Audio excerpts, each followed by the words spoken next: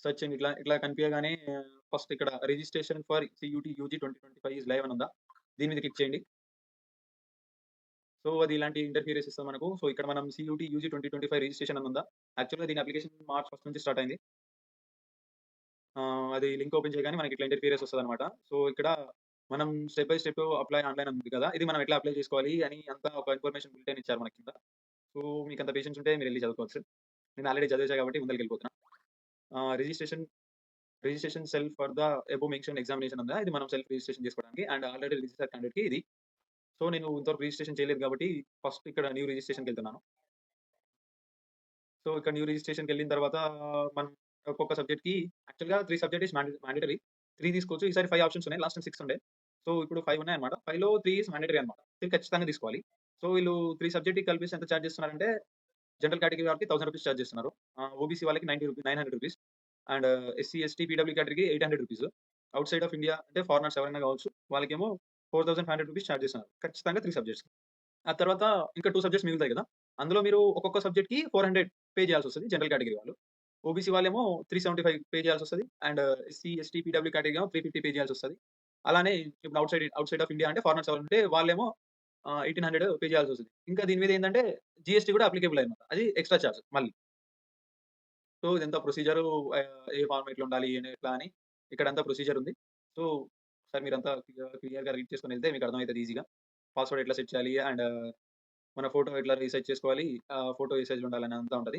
So, ఇక్కడికొచ్చి రాగానే మనం ఇక్కడ కనిపిస్తుంది కదా! క్యాండిడేట్ నేము. ఇది ఎట్లా ఫిల్ చేయాలంటే మీకు 10థ్ క్లాస్‌లో మీ మెమో ఉంటది కదా! సేమ్ దానిలాగా ఫిల్ చేయడానికి ట్రై చేయండి. అలానే చేయాలి కూడా ఇప్పుడు. ఇక్కడ ఆయన ఖచ్చితంగా మెన్షన్ చేసిండు కాబట్టి మనం ఆ ప్రొసీజరే ఫాలో అవ్వాల్సుంటది. వన్స్ ఇక్కడ క్యాండిడేట్ నేము, ఫాదర్ నేము, మదర్ నేము, ఆయన డేట్ ఆఫ్ బర్త్, ఆయన జెండర్. మేల్ అయితే మేల్, ఫీమేల్ అయితే ఫీమేల్. సేమ్ అలానే కింద కూడా కన్ఫర్మ్ అడ్రెస్సు, సేమ్ ఇప్పుడు మీరు ప్రెజెంట్ ఉన్న address and me mobile number, mail ID వాటికి ఆప్షనల్ ఆల్టర్‌నేట్ మొబైల్ నంబర్ కూడా ఉంది. మీ పర్మనెంట్ ఇవంటే సేమ్ ఇప్పుడు ఎక్కడుంటారో ఆ అడ్రెస్. తర్వాత మీరు ఓన్‌గా మీ పాస్వర్డ్ క్రియేట్ చేయాల్సొస్తది. అండ్ అదే సెక్యూర్ ఉంటది. ఇందాక చెప్పా కదా! మీరే సెట్ చేసుకోవాల్సుంటదని పాస్వర్డ్ అలాంటిదిది. సో, మనం కంప్లీట్ డీటెయిల్ ఫిల్ చేసిన తర్వాత ఇలా మనకి ఇంటర్ఫియరెన్స్ రావడం జరుగుతది. సో, ఇక్కడ మా ఫ్రెండ్ డీటెయిల్స్ సెండ్ చేశాను నేను. మా ఫ్రెండ్ డీటెయిల్స్ ఇవన్నీ కంప్లీట్‌గా. సో, ఇక్కడ తర్వాత మనం పర్టిక్యులర్‌గా కొన్ని ఆప్షన్స్ ఇస్తుంది. ఇక్కడ నీ నేము సో అండ్ సో అవన్నీ కరెక్ట్‌గా ఉన్నాయా లేవా అని మళ్ళీ ఒకసారి చెక్ చేసుకోవాలన్నమాట. సో, నేను రీచెక్ చేసుకున్నా అన్నీ కరెక్ట్‌గానే ఉన్నాయి కాబట్టి అన్నిటి మీద నేను టిక్ మార్క్ చేస్తాననమాట. ఇట్లా టిక్ మార్క్ చేయాలి ప్రతి దాని మీద.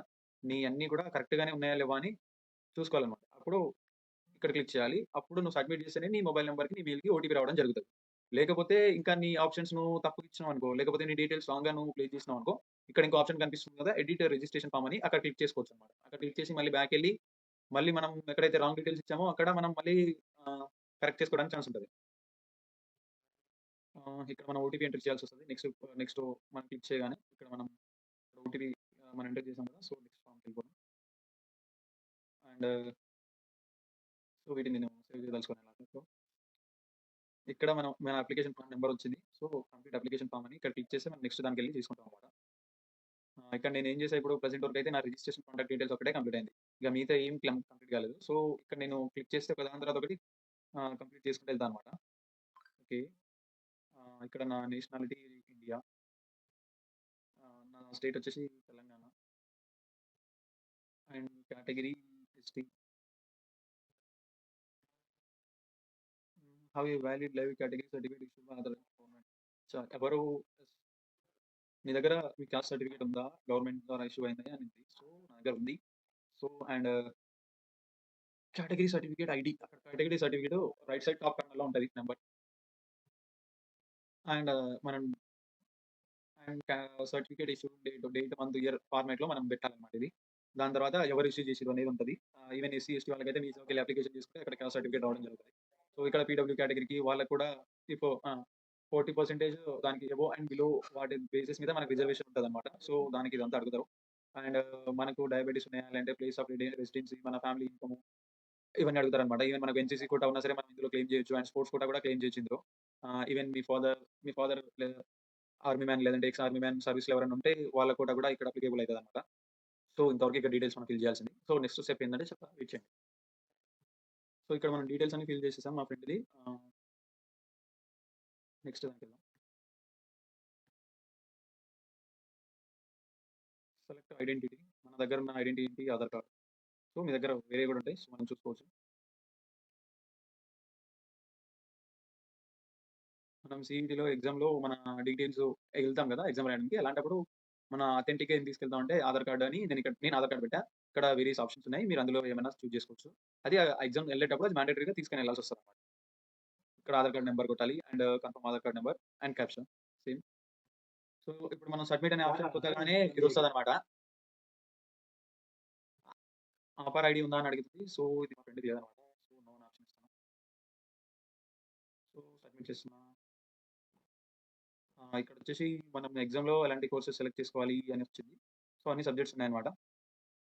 అకౌంటింగ్స్ అండ్ బుకింగ్ డొమైనెన్స్ అంటే అకౌంటెంట్స్ గురించి చేయాలనుకుంటే లేదా ఇలా అన్ని కోర్సెస్ చాలా కోర్సెస్ ఉన్నాయి. ఇందులో మీకు నచ్చింది మీరు సెలెక్ట్ చేసుకోండి.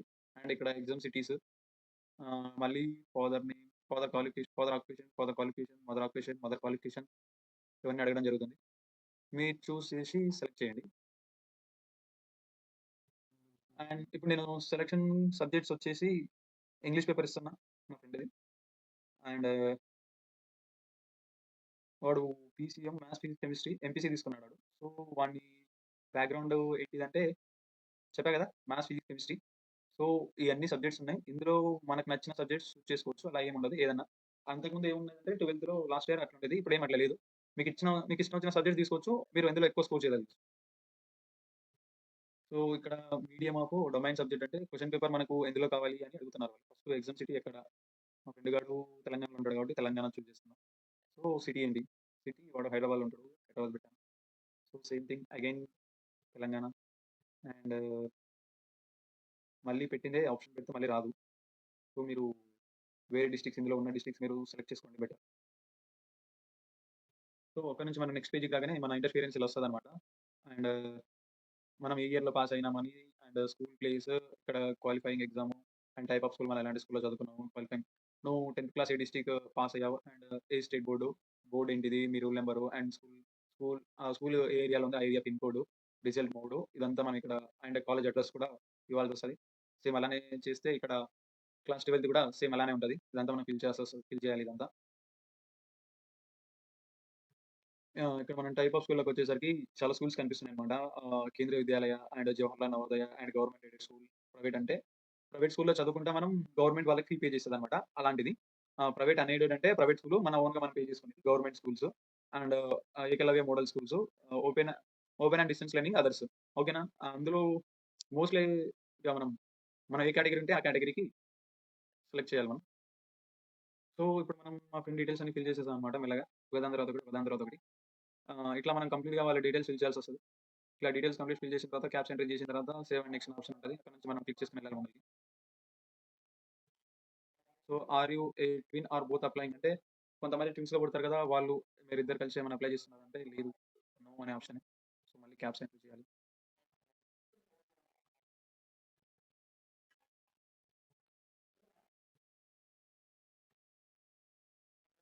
ఆహ్, emergency contact of parents. Me parents contact లేకపోతే మీకెవరికైతే ఆ టైంలో ఎలాంటి టైంలో అయినా సరే అవైలబుల్‌గా ఉన్న వాళ్ళ కాంటాక్ట్ డీటెయిల్స్ ఇవ్వండి better. India mobile number and mail ID.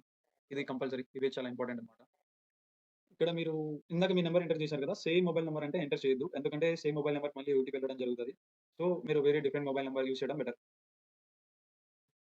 అక్కడ మనం ఇందాక యూజ్ చేసిన 2 ఒక mobile number and mail same అనేది యూజ్ చేయొద్దనమాట.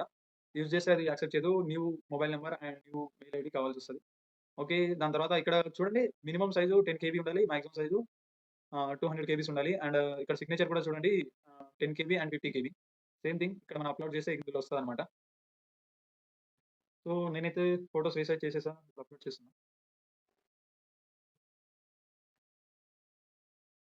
ఇది మళ్ళీ అడుగుతుంది.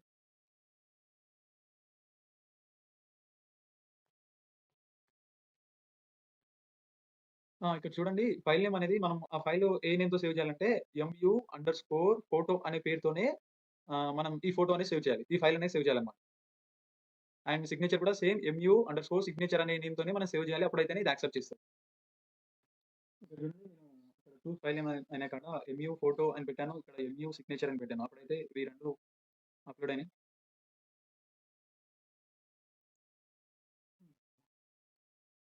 ఇందాక నేను చెప్పాను కదా! ఇక్కడ 2 డాక్యుమెంట్స్ కూడా సక్సెస్‌ఫుల్‌గా అప్‌లోడ్ అయిపోయాయి. ఇక్కడ మనం క్యాప్చా ఎంటర్ చేసిన తర్వాత అయిపోతది. ఆల్రెడీ మనం ఇక్కడ లాస్ట్ అప్‌లోడ్ డాక్యుమెంట్స్ దగ్గరకొచ్చేసాం. ఇక లాస్ట్ సబ్మిషన్ ఒకటే ఉంది. ఇక్కడ మనకి లాస్ట్‌కి మనం ఫైనల్ సబ్మిషన్ దగ్గరకొచ్చేసినాం. సో, ఇక్కడ లాస్ట్‌కి మనం ఫిల్ చేసిన అన్ని డీటెయిల్స్ అన్నీ ఇప్పుడు కనిపిస్తా ఉన్నాయి. సో, అన్నీ చూస్తున్నాం ఇప్పుడు మనం. లాస్ట్ దగ్గరకొచ్చేసాం. సో, ఇక్కడికొచ్చిన తర్వాత మనం అన్నీ కరెక్ట్‌గానే ఉన్నాయా అని మళ్ళీ ఫైనల్ కన్ఫర్మేషన్ అడుగుతున్నారు వాళ్ళు. సో, ఇక్కడ మనం అన్నీ ఫైనల్ కన్ఫర్మేషన్ ఇచ్చిన డీటెయిల్స్ అన్నీ కరెక్టే కాబట్టి, సో, అవన్నీ క్లియర్ చేసిన తర్వాత ఇక్కడ అగ్రీ అని కొట్టాలి. సబ్మిట్ ఒత్తితే అయిపోతది. ఇప్పుడు నేను సబ్మిట్ క్లిక్ చేస్తున్నాను. యాహ్! కంప్లీట్ అయిపోయింది. ఇక్కడ ఇక్కడ కూడా మనం ఇప్పుడు నేను 5 సబ్జెక్టులు సెలెక్ట్ చేశాను. అందులో నాకు ఫీ వచ్చేసి 1500 వచ్చింది. ఆ!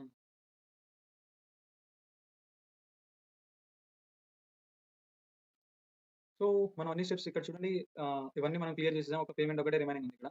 సో, ఇక్కడంతా verified mobile number verify, mail ID verified and registration process అంతా కంప్లీట్ అయింది. అప్లికేషన్ ఫార్మ్ అంతా కంప్లీట్ అయింది.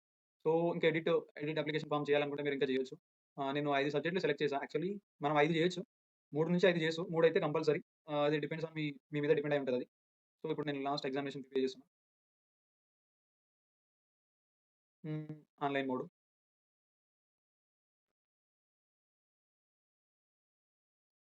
మనం 1500 పే చేయాల్సొస్తుంది ఇక్కడ. UPI, net bank, SBI, Canara bank. మన బ్యాంక్‌లో ఏదో చూస్ చేసుకోవాలి ఇందులో. హ్మ్. ఇప్పుడు మీరు ఫోన్‌పే, గూగుల్ పే లాంటివి చేయాలనుకుంటే యూపీఐ క్లిక్ చేయండి. Better option. క్యూఆర్ కోడ్ వస్తది ఇక్కడ. సింపుల్. దీన్ని పే చేస్తే అయిపోతది. ఇది జస్ట్ వెయిట్. యాహ్! పేమెంట్ అయిపోయింది. అది అయిపోయిందండి. ఇప్పుడు అప్లికేషన్ ఫార్మ్ డౌన్‌లోడ్ చేసుకోవాలి మనం. యాహ్! వచ్చేసింది ఇక్కడ చూడండి. Click here to download confirmation page. Click here to go back. Click here to send confirmation page to your mail ID. So, అది నా మెయిల్ ఐడీ కావాలి కాబట్టి సెండ్ చేసుకుంటున్నా.